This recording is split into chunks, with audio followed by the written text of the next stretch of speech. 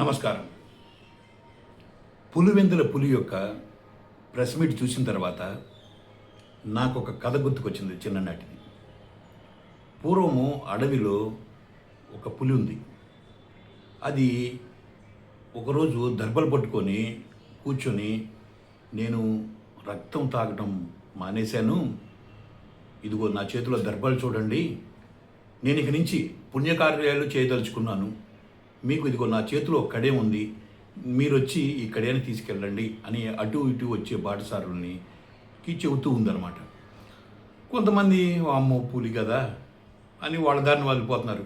ఎవరో నా బోర్డు ఒకడు ఉంటాడుగా, అరే బంగారం చూసి ఆశ కలిగింది, సరే అదంతా పట్టించుకోకుండా పులి మారిపోయిందని చెబుతుంది కదా, సరే నేను పోయి తీసుకుందామని దాని దగ్గరికి పోయాను. వెంటనే టక్మని పట్టేసుకొని స్వాహా చేసేసుకుంది.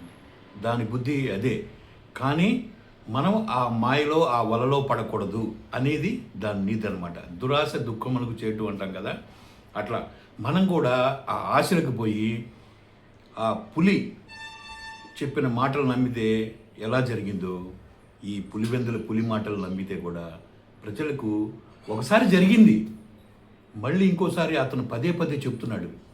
చెప్పినప్పుడు దాన్ని విని కూడా మనం మోసపోయామంటే ఇక జన్మలో మళ్ళీ ఇంకో జన్మ ఉండదు ఇక మనకి, అదే జరిగింది. అందుకనే మీకు ఈ కథ చెబుతున్నానమాట. సరే, దాని తర్వాత పార్టీ, తెలుగుదేశం పార్టీ ఎవరినో పార్టీ స్థాపించిన నందమూరి తారక రామారావు గారి దగ్గర నుంచి లాక్కున్నారంట. ఈయన పార్టీ ఏమో కష్టపడి ఫైట్ చేసి అధికారంలోకి వచ్చాడంట. ఎవరన్నా నమ్ముతారండి? పాపం ఆ వ్యక్తి ఇప్పటికి కూడా నా పార్టీని ఇలా చేశారండి, కనీసం నాకు దానిలో మెంబర్షిప్ కూడా లేకుండా చేశారండి అని చెప్తున్నాడు అతను.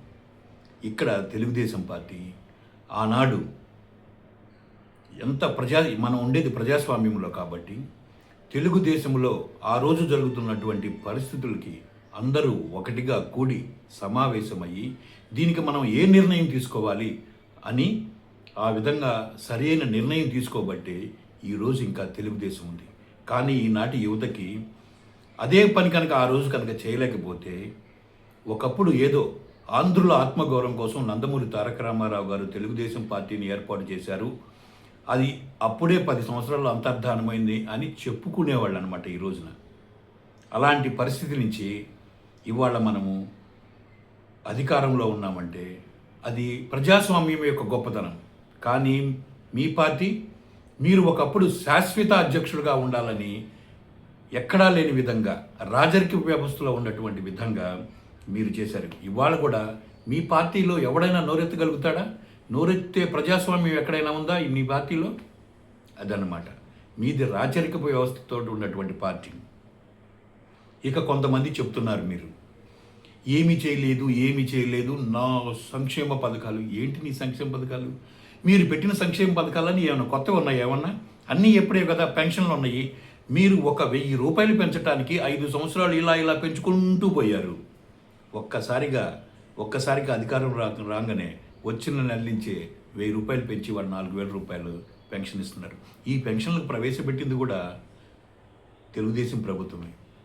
తర్వాత తల్లికి వందనం, మీరు చెప్పిన మాటలను తొంగలో తొక్కితే దాన్ని ప్రతి పిల్లవాడికి, ఇంట్లో ఎంతమంది పిల్లలు ఉంటే అంతమందికి ఇస్తున్నారు తల్లికి వందనం. మహిళలకి గ్యాస్ సిలిండర్లు, ఈ విధంగా సంక్షేమ పథకాలన్నీ ఇస్తున్నారు. ఏదో ఒకటో రెండో ఇంకా ఇవ్వాల్సి ఉన్నవి, వాటిని త్వరలో పూర్తి చేస్తూ ఉంటారు. కొంతమంది చాలామంది దీని గురించి మాట్లాడుతున్నారు, నిరుద్యోగ వృత్తిని. ఇవాళ యువకులు నిరుద్యోగ వృద్ధి గురించి ఆలోచించేవాడు లేడు. ఈ విధంగా పరిశ్రమలు, ఐటీ కానీ ఇది కానీ ఈ విధంగా తీసుకొస్తూ ఉంటే, ఇన్ని రకాలైనటువంటి ఉద్యోగ అవకాశాలు కల్పిస్తూ ఉంటే ఇక ఉద్యోగ వృత్తి ఎందుకు? అది మీరు తెలుసుకోవాలన్నమాట. మీరు ఎక్కడో నిద్రపోతూ గబక్కన ఉలికిపడి లేచి వచ్చి ప్రెస్ మీట్లు ఎవడో రాసిచ్చిన దాన్ని మీరు మాట్లాడుతున్న తప్పితే, మీరు ఏనాడైనా మీ ఎదురుగా ఒక విలేకరుండి ప్రశ్నిస్తే సమాధానం చెప్పగలిగిన రోజున అది మీ పార్టీ డెఫినెట్గా ఆ రోజున పార్టీ ఉన్నట్టుగా గుర్తింపు తెచ్చుకుంటుంది అన్నమాట. అలాంటి పరిస్థితుల్లో ఉన్న మీరు ఫ్రస్ట్రేషన్ తోటి ఈ విధంగా మాట్లాడుతుంటే ఎవరు ఏం చేయలేరు. ప్రజలు కూడా మీ యొక్క వీటి మాటల్ని వినే పరిస్థితిలో కూడా లేరు. మీకు అర్థమైంది, మీకు అది తెలుసు. ఆ ఫ్రస్ట్రేషన్ తోటి ఈ విధమైనటువంటి ప్రేలాపనలు ఏదైనా మనము నేను అధికారంలోకి వస్తే ఇది చేస్తాను అది చేస్తాను చెప్పాల్సింది పోయి నేను వాడిని ఇచ్చేస్తా అది చేస్తా అది చేస్తాననే మాటలు మిమ్మల్ని ఎవరు నమ్ముతారండి? పులి లక్షణాలు మీలో ఉన్నాయి కదండి. మీరు మీ తాతల గురించి తండ్రి గురించి చెప్పాల్సిన పని లేదు. మీరు ఈ మధ్యకాలంలో రీసెంట్గా ఈసారి మేము అధికారంలోకి వస్తే ఐఏఎస్లు కానీ ఐపీఎస్లు కానీ సిఐలు కానీ మిమ్మల్ని ఎక్కడ సప్త సముద్రాల అవతలున్నా కూడా మిమ్మల్ని తీసుకొచ్చి బట్టలుప్ప తీసి కొడతానన్న మాటలు మాట్లాడారు ఉద్యోగస్తుల్ని, ప్రభుత్వ అధికారుల్ని. ఎక్కడైనా ఈ ఆంధ్రప్రదేశ్ ఏర్పడిన తర్వాత ఇంతమంది ముఖ్యమంత్రులు వచ్చిన తర్వాత ఏ ముఖ్యమంత్రిని ఈ విధంగా మాట్లాడారా? ప్రజలు వీటందరినీ ఆలోచించుకోలేరనుకుంటున్నారా మీరు? మీకు తగ్గట్టుగానే మీ బ్యాచ్ కూడా అదే పద్ధతిలో ప్రవర్తిస్తూ ఉంది.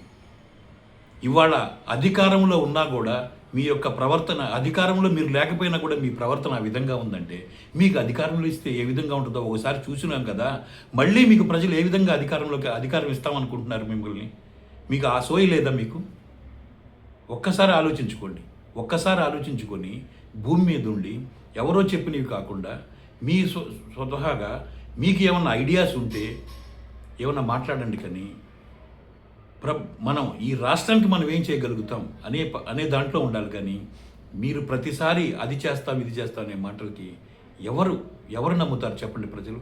ఇక మిమ్మల్ని ప్రజలు నమ్మే పరిస్థితులు లేరండి.